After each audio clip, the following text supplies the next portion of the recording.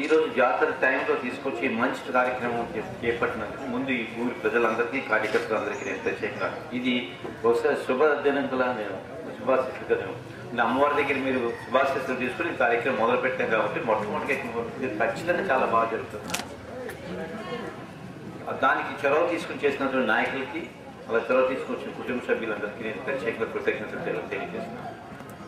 తెలుగుదేశం గురించి చాలా విషయాలు చాలా చెప్పారు, మళ్ళీ నేను అన్ని చెప్పడం లేదు. కానీ మనందరం గుర్తుపెట్టుకోవాల్సింది ఒకటి, 9 సంవత్సరాలు చంద్రబాబు నాయుడు గారిని చూశారు మీరు.